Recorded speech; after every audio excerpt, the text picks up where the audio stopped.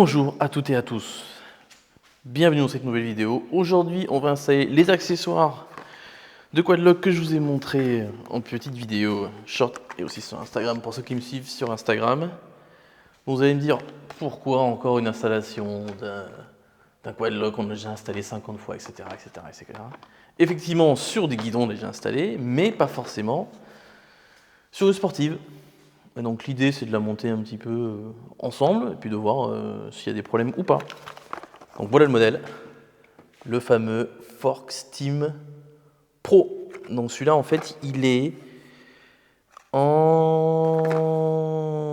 Ça change du classique, c'est en aluminium, exactement, aluminium usiné. Donc vraiment le top du top.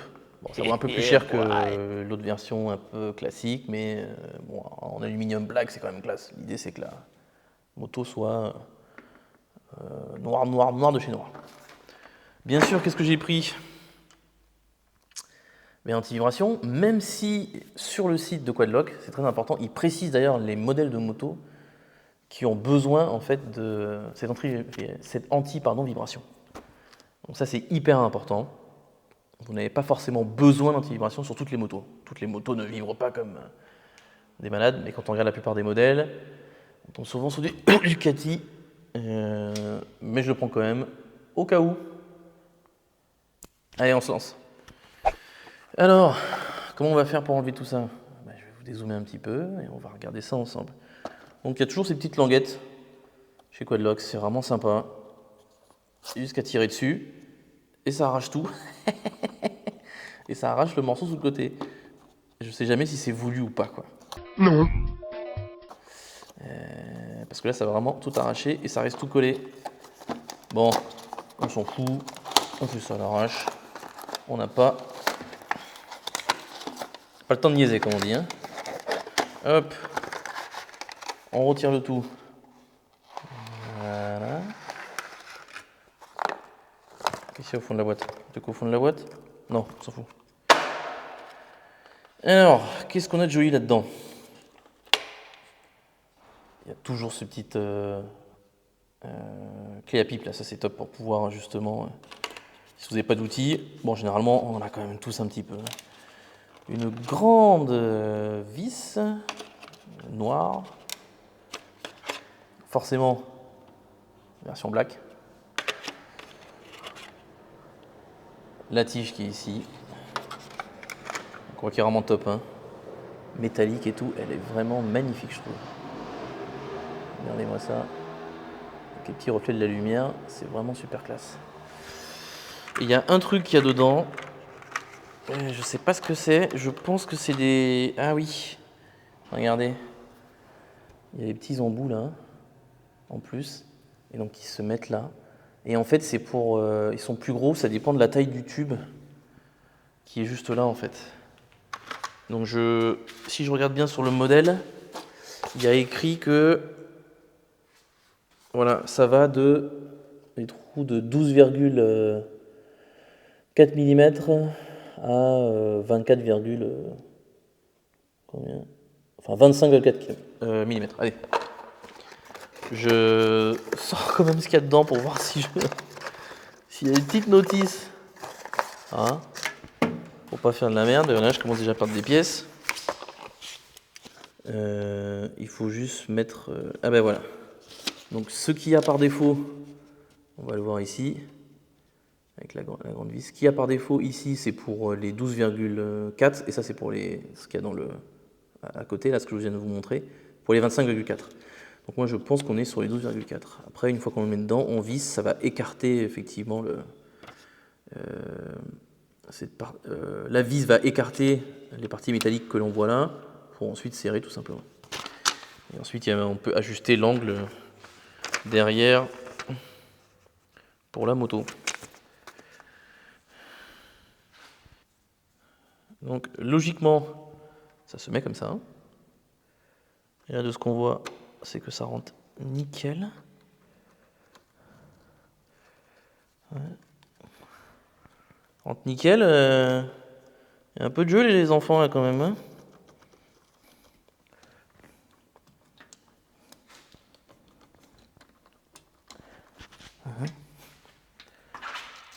Attendez, je vais enlever la clé, parce que forcément ça gêne. Donc là, normalement, c'est censé s'enfoncer jusqu'au fond. A few moments later. Putain, c'est pas le moment que je perde un truc, hein. Oh là là là là. 3 days later. Bon, on se retrouve.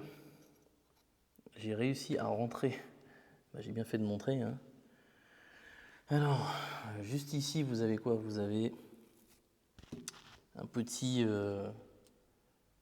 truc en caoutchouc, mais qui est vraiment petit et qui sert pas très bien. Donc, je vais vous montrer, c'est ça.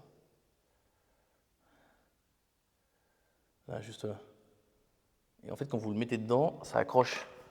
Donc du coup, vu qu'il y a un bout qui correspond juste à la partie hexagonale, en fait, là, quand je l'ai mis dedans, c'est rentré direct. Et là, vous voyez, quand j'essaie de le ressortir, il faut vraiment que je trouve le bon angle. Donc cette partie qu'il y a ici, pareil, l'hexagonale, donc elle est faite pour rentrer là. Sauf que cette partie-là, vous voyez, ça tourne autour, en fait. C'est normal, puisque c'est au moment où vous allez visser, ça va s'écarter, enfin ça va remonter comme ça. Et c'est les parties métalliques qu'il y a juste là, qui vont en fait remonter et serrer le tout. Sauf que j'ai pété un joint, du coup en l'enlevant, parce que j'arrivais pas à l'enlever. Et donc j'en ai pas d'autres. Donc soit je le mets comme ça, à mes risques et périls, et en fait ça risque de rester bloqué dedans. Et au pire, est-ce que c'est grave? Il faudra que j'utilise un aimant pour aller le récupérer. Donc ça c'est le problème déjà numéro 1 par rapport à la version nylon. C'est que la version nylon, de ce que je vois sur la boîte, il n'y a pas du coup ces parties métalliques là qui vont remonter. Donc je réessaye comme ça et normalement ça ne devrait pas tomber au fond. Donc là il faut bien mettre en face, tout doucement, et en fait ça va y aller tout seul. Voilà. Et là, je suis du coup en face, enfin, correctement. Là je peux commencer à visser.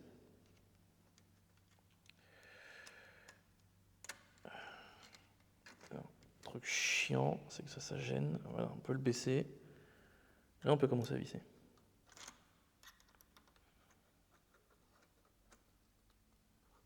Donc c'est là qu'on espère que ça s'écarte bien à l'intérieur.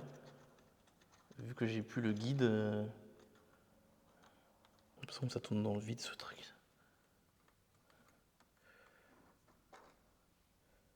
Putain. J'ai l'impression que ça tourne vraiment dans le vide.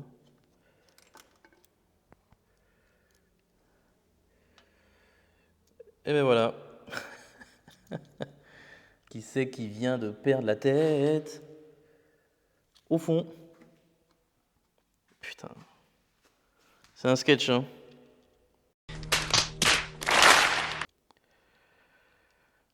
C'est un sketch. Bon, bah, du coup, on finira la vidéo plus tard. 3 days later. Donc, version de la vidéo où on recommence depuis le début. Bon, rebonjour à toutes et à tous. On se retrouve pour la fin de l'installation de ces petites bêtes-là. Bon, vous avez vu sur le dernier moment où j'ai fait tomber la petite vis à l'intérieur, donc j'ai dû aller la récupérer.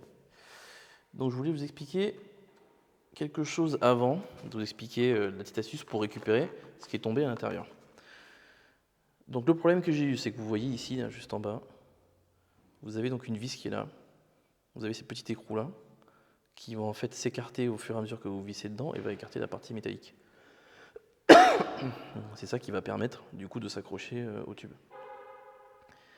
Quel est le problème que j'ai eu? Le problème c'est que au lieu de tenir cette tête-là et de visser en fait pour que ça prenne bien, un minimum en tout cas, ben, en fait je l'ai laissé au bout, tout simplement. Il y avait trop d'écart entre le bout et les parties qui s'écartent.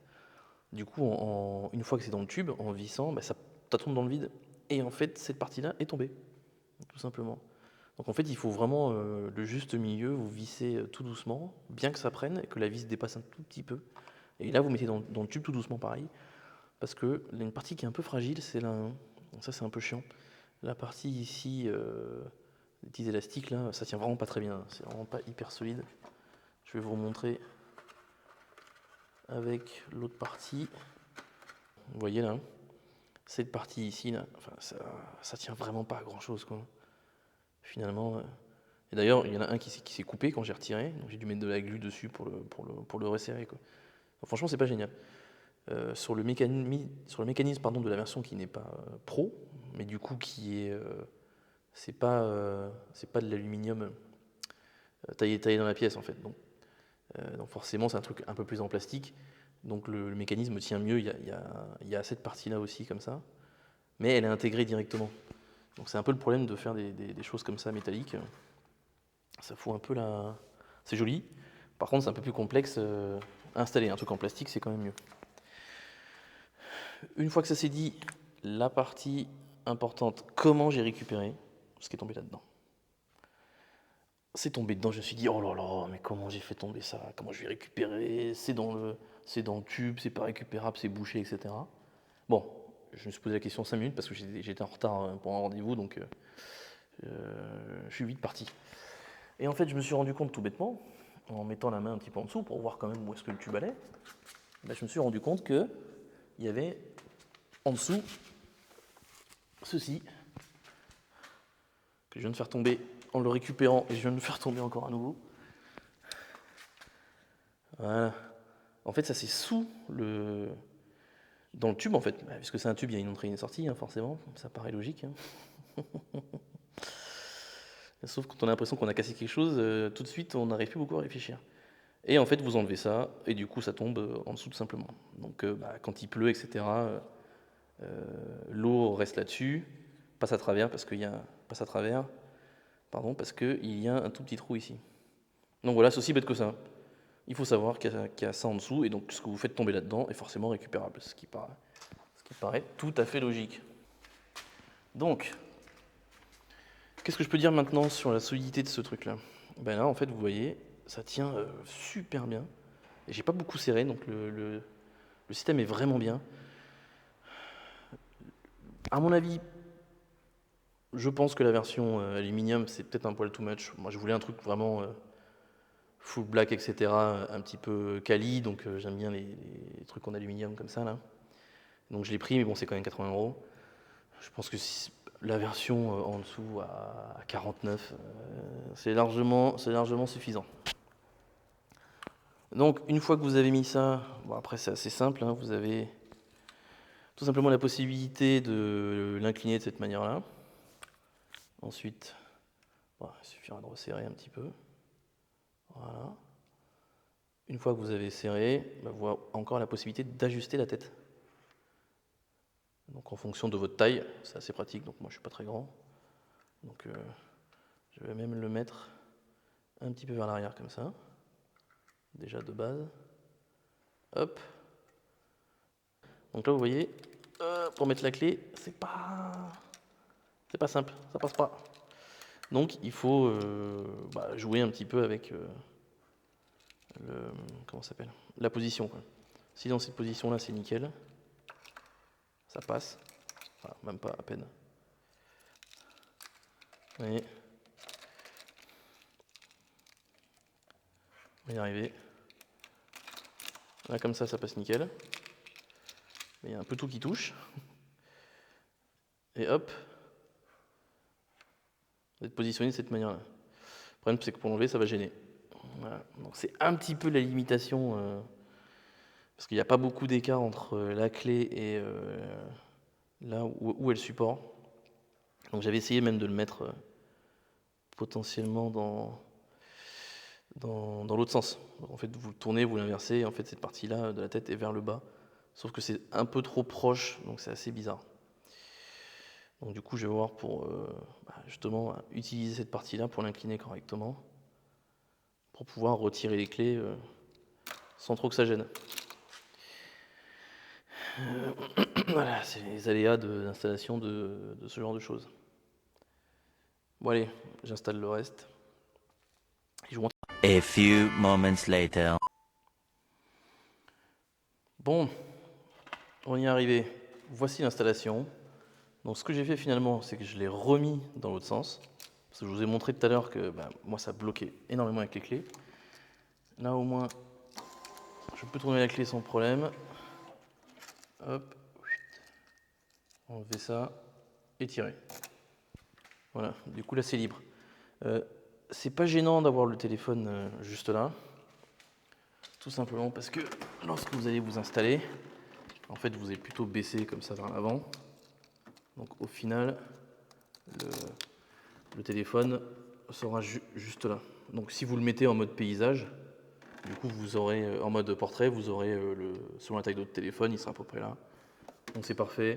Comme ça au moment où vous baissez les yeux un petit peu pour regarder le compteur, vous avez la visu de la carte, plus ça. Bon, généralement c'est surtout pour regarder de temps en temps, on passe pas notre temps à regarder le téléphone. Donc ça c'est parfait. Après j'ai la possibilité voilà, de dévisser ici, voilà, de le remonter comme ça par exemple. Hop, une fois que je le remonte ici, je démonte sur le côté. Vous voyez, et voilà. Bon. Là il est incliné, il est un peu plus haut, à cette vue là. Voilà, c'est parfait. Je peux toujours retirer la clé sans avoir besoin de d'éviter cette partie là. Donc ça c'est plutôt pas mal. Donc vous voyez que ça, il y a quand même pas mal de possibilités avec ce système-là. Donc le mettre dans le sens que je vous ai montré avant ou l'autre, donc ça dépend. Là tout est très compact, très serré, donc forcément ça laisse pas beaucoup de place. Mais là comme ça, je pense que c'est la bonne configuration, c'est parfait. Full black et tout. Il est vraiment. C'est vraiment très joli, hein, je trouve. Par contre, il faut faire gaffe de ne pas trop rayer avec du métal parce que tout ça c'est peint en fait par-dessus. Et en couleur mat, on sait que ça part très vite. La vis qui est à l'intérieur, je l'ai mis dedans en vissant, ça l'a rayé un petit peu, donc on s'en fout, c'est dedans, mais c'est un petit peu le problème qu'on peut avoir avec. Donc ensuite, qu'est-ce que sera la prochaine étape? La prochaine étape, c'est d'installer ce petit module-là dont je vous ai parlé au début. Donc ça, c'est le Smart Adapter USB. En fait, ça permet d'avoir un port USB sur une moto qui n'a pas de port USB. Et le gros avantage avec ça, c'est qu'il y a un tensiomètre à l'intérieur en fait qui, en dessous d'un certaine tension de votre batterie, va automatiquement s'arrêter. Ça veut dire que personne, si vous connectez quelque chose en USB dessus, ça ne va pas en fait consommer de la batterie. Donc ça c'est vraiment bien. En plus il y a, je vais vous montrer un peu plus spécifiquement le produit, il y a différents modes justement. Donc ça c'est vraiment top. Ça va me permettre de faire quoi? Ça va me permettre tout simplement d'installer ça pour recharger, parce que lui a besoin d'un port USB. Sur la S1000R, c'est pas un problème. Sur les modèles généralement de 2021 ou 2022, donc en l'occurrence sur la S1000R, mais aussi chez d'autres constructeurs, vous avez des ports USB directement au niveau de la selle. Donc j'avais fait une vidéo dessus sur l'installation, il y a un câble USB très long qui permet d'aller jusqu'à la selle. Et du coup, ce port USB est géré déjà automatiquement par le véhicule et s'arrête tout seul au bout d'un moment. Et donc, c'est exactement ce que va émuler ce petit truc-là. Donc ça, c'est vraiment génial. Les mecs ont fait... je ne sais pas pourquoi ils ne l'avaient pas fait avant. Et ça a mis du temps, mais ça vous permet d'avoir vraiment un port USB directement dans votre véhicule que vous pouvez mettre sous la selle, par exemple, et faire tirer un câble pour brancher le wireless charging head. Voilà.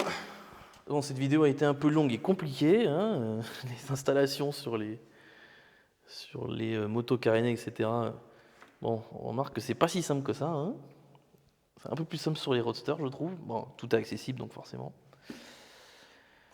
Voilà, j'espère que ça vous aura plu, que vous aurez eu quelques idées de ce qu'il faut faire et ne pas faire sur l'installation, parce que ça paraît souvent facile. Mais voilà, après quelques péripéties, j'y suis arrivé et ça tient. Et j'ai mon truc full black anodisé. Bon, merci de m'avoir regardé. Je vous dis à bientôt pour la prochaine vidéo. Ciao, ciao.